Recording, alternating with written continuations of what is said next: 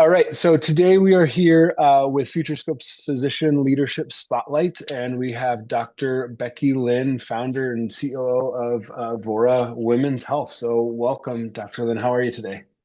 Good. Thank you so much for Good. having me. All right, excellent. So, super happy to have you on here, and really just want to highlight you as a leader and the things that you've done in your career. So, right out of the gate, one thing that I want to know is like, what inspired you to start Evora? Well, I think it was just that I felt like I couldn't be the physician that I wanted to be in the traditional system. Um, you know, I was at St. Louis University. My department was wonderful. I loved everybody I worked with, but I started practicing medicine in 2003. That's when I finished residency. And over those 20 some odd years, or I guess 17 years, medicine really changed. And it was sort of putting limits on how I could practice, especially time constraints. So, the number of patients I was required to see over time grew and grew. The amount of time I had with patients was less and less. There were, times where I worked in an academic center, but then the institutions, were taking away teaching time, taking away research time, putting in more clinic, clinic, clinic, clinic. And it has to do in part with declining reimbursement. So, how does a Mhm. hospital system make up for that lost income or revenue? They have their physicians see more and more and more and more and more. So, I found myself seeing patients all day, charting all night, which is really The night depressing charting, right? because Yeah. I had children. I still have children, but they were younger then. Mhm. And I can remember a time when one of my kids was like, "Hey, can you help me with my homework?" And I'm like, "No, I got to finish my notes." And I was like, "Oh, and after I said it, I was like, red flag, this is not good."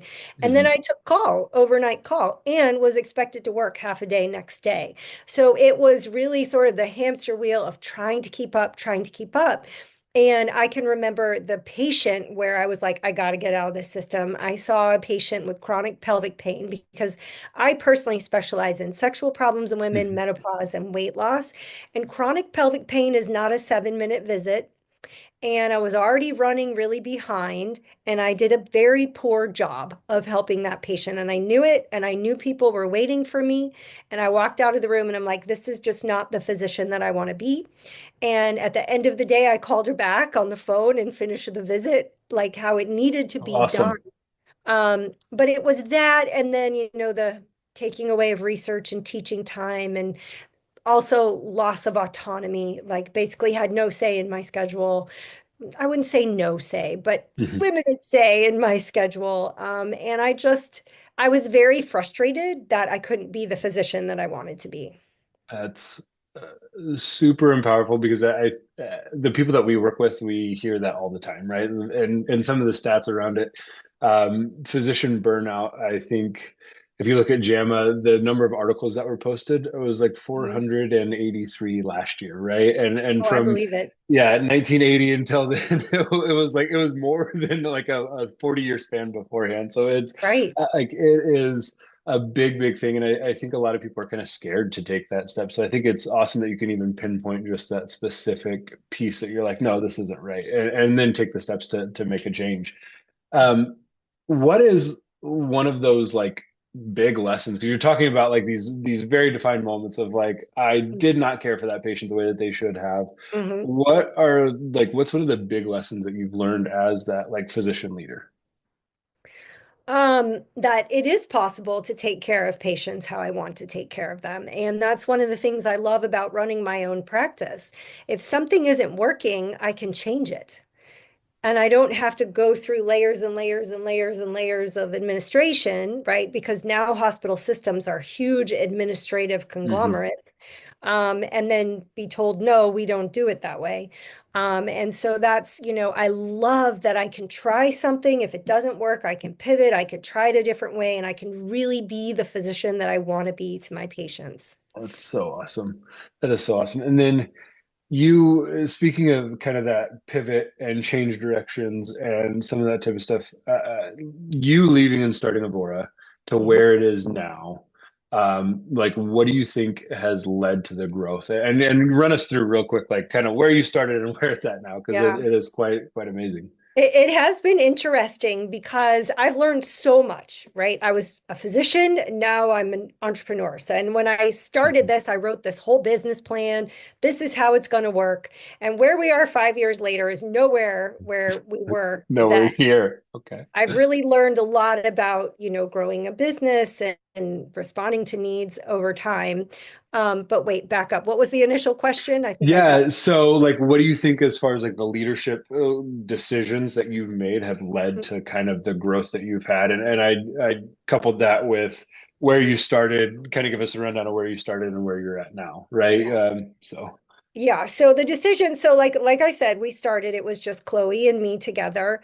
And we responded to a need where there was a demand. So women needed to get into a therapist and we couldn't find someone. So we said, let's make that decision and figure out how we can hire, someone at Evora.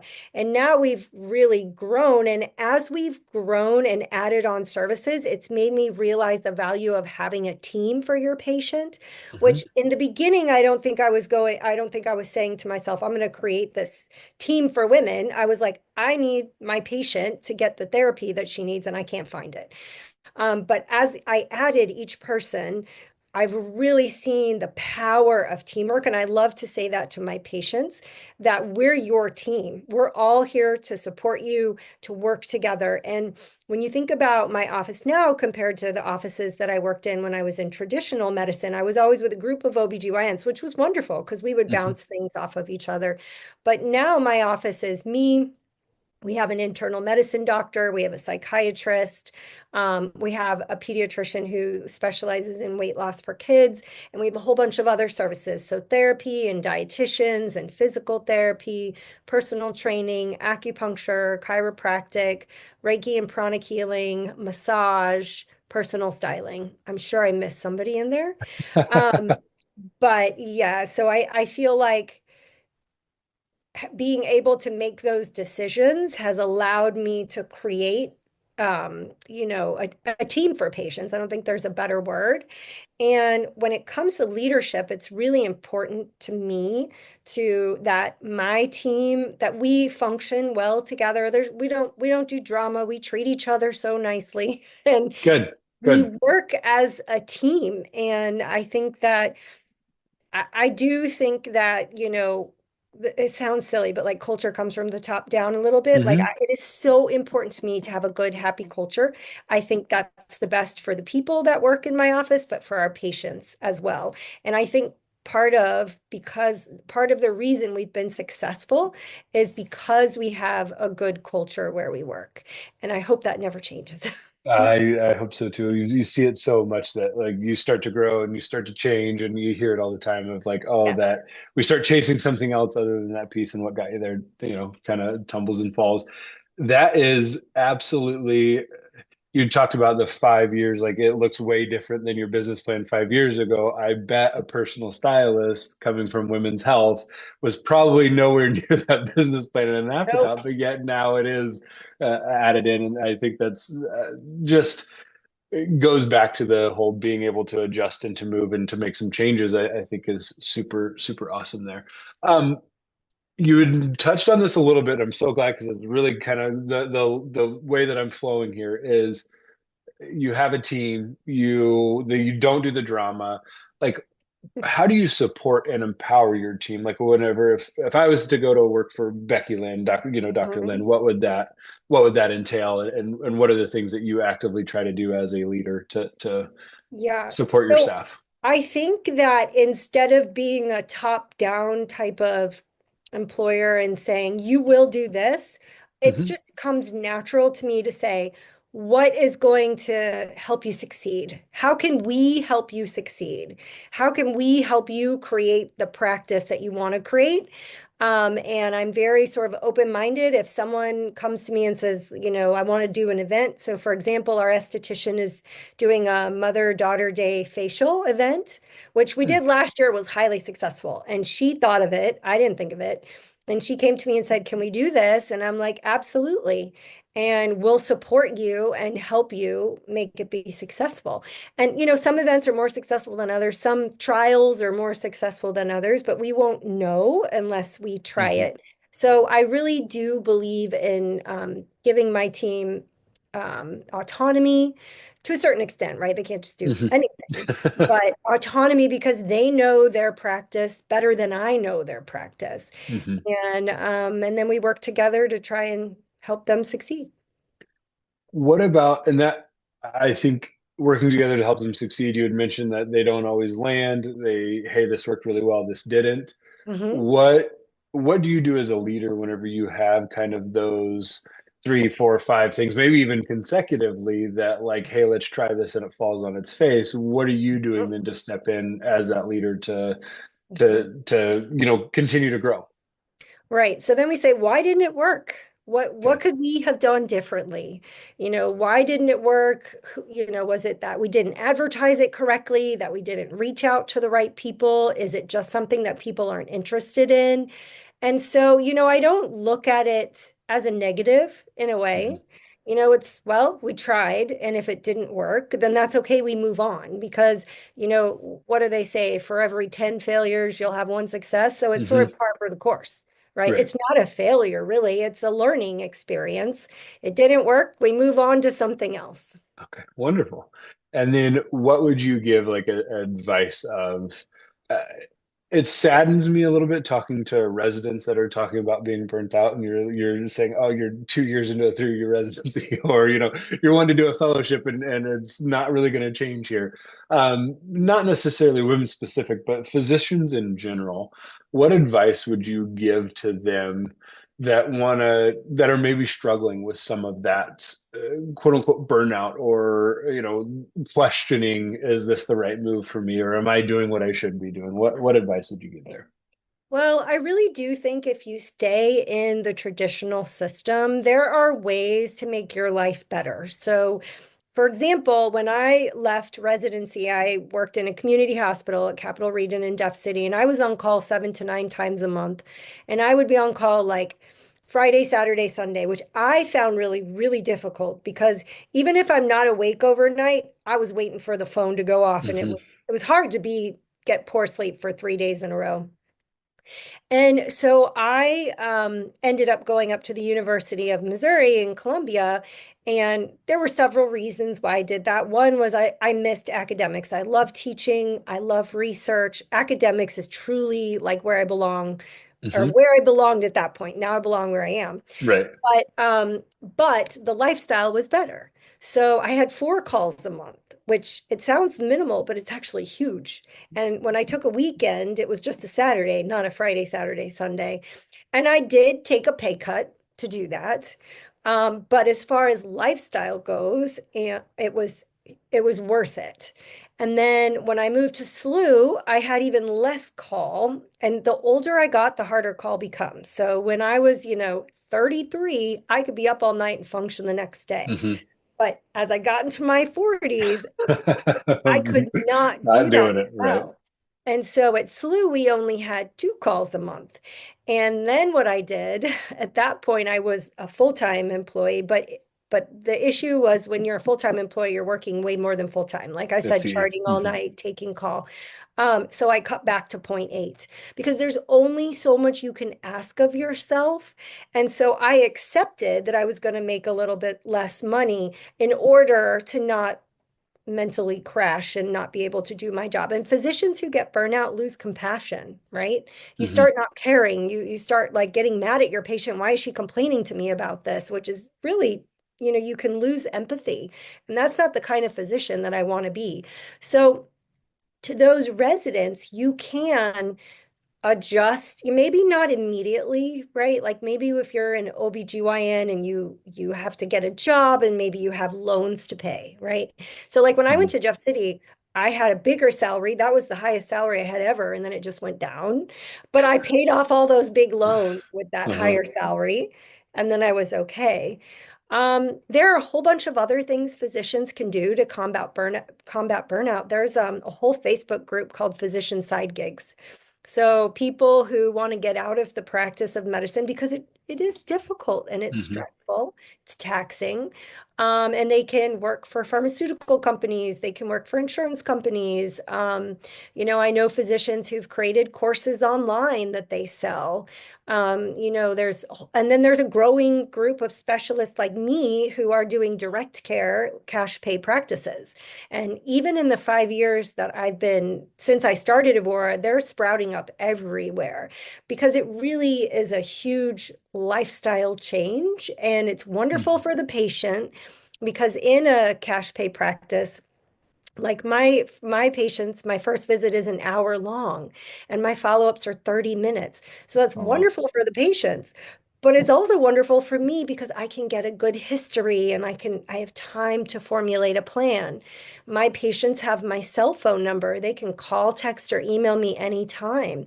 And, some of my patients were like, "Oh, but I don't want to bother you." I'm like, I'd rather you just bother me and we just take care of the problem. Really, it's a matter of 2 seconds and you can Hmm. just go through me, as opposed to a traditional system where the patient has to call the office has to tell the nurse has to tell the doctor has to tell the nurse has to go back and call the patient. It's like playing telephone, Right. and things get lost in translation or have a higher propensity to get lost in translation. So if one of my patients has a problem, just talk to me. We'll sort it out. And because it's a cash pay practice, I don't have to have a 4,000 patient panel.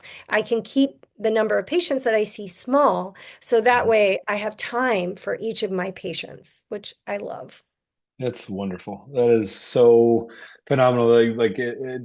You putting the patient at the center of your business and growing it around it. And I think that's one thing that a lot of our system today and we hear about with physicians is that the medical systems don't necessarily do that, right? They're looking at, even if they're not profit, are they really not for profit? And whenever Oh, you're they're for banging out, profit. yeah, you're banging out But so am 15. I, Yeah, right? absolutely, Right, absolutely. And there's nothing wrong with making right, making money, right, right? Like there's absolutely nothing wrong with that. But whenever you're trying to fill 15-minute slots and there's not a single like patient that you're going to see that day you're going to be able to spend 15 minutes with them and then be done. So um, right. I think that is wild. You had mentioned something there that you're seeing a lot more of these private pay practices pop up even around you, and the Yes. landscape is changing. You have an MBA, right? What do you think that from a leadership aspect or from a business aspect that you have to do to kind of stay ahead of that edge, right? To push that along. Does Yeah. that feel threatening to you at all, or you think like, no, we're going to Um, be fine? I don't, not necessarily, but of course, when you own a business and you have a good thing, there's competition is coming. Hmm. Like if Absolutely. there's ever anything good, someone's going to copy it, right? Yes, a I thousand can't percent. prevent that. So I just have to do the best that I can do and make sure that we're providing the best services that we can and that we continue to evolve and not become stagnant, that we continue to change with the times and the needs, so we can stay ahead of the game. But there's not anything exactly like Evora in St. Louis, but there will be. Hmm. There will be because it's a wonderful thing that I feel like I'm doing, right? Like Right. we have a great service. So we just have to sort of stay ahead of the game and make sure that we're providing the best services and care that we can possibly provide. Absolutely. And that I think your ability to stay nimble, as you mentioned before, will definitely drive that for sure. Last question that I have around this is just whether it's in leadership, whether it's in medicine specifically, like who do you think of like whenever you're like, oh yeah, that person gets it, or like I'm inspired by that person? Yeah, so that's a good question. So when you think about sort of what I did, I didn't really have a mentor or someone who did it exactly like I did, to bounce questions off of. But I do have several friends in the sexual health space that started cash pay practices, and we all help each other. Um, I will say that I have kind of, sort of taught myself things as I've gone along. So yes, I have an MBA. Do I think that that really helped me start a business? I think you could start this without an MBA. It was very useful, partially because it gave me the confidence that I Hmm. knew I could do this. And I guess I did utilize the relationships that I made in my MBA, now that I think about it, yeah, that's a good point. There were a couple people I met along the way who I would go to for if I had questions. Right. And I'm definitely the kind of person I'm not afraid to ask. And so, yeah, I did that. And then I had also what I did is one of my friends had started a business, not in medicine, but in teaching. And she told me about SCORE, which is run by the Small Business Administration, where you can Hmm. get a mentor through that. So I had a wonderful, wonderful mentor through that. Oh, excellent. Um, and now what I do, which is fantastic, is entrepreneur organization. I don't know if you've heard of EO. They have chapters all over the world, but obviously I'm in the St. Louis chapter. You have a forum within your chapter, which is a team, and you sort of help each other solve business problems or other problems with experience share. I think EO has been wonderful because my group has been in business for many, many years longer than I have. Mm. And so they're just a wealth of knowledge. And I'm very, very grateful for that. So I guess along the way, as things change and you figure out who you need, maybe I just adopt people, like, Yeah. oh, I want to meet this person. So, you know, maybe they'll be able to help me and I'll do the same for people myself. Yeah, absolutely. Well, wonderful. Well, thank you so much. I greatly appreciate you taking the time to chat with us today and be featured as far as it goes. And I'm just so excited to see where Evora continues to grow. Thank you All so right. much for having Thanks. me. This was fun. All right.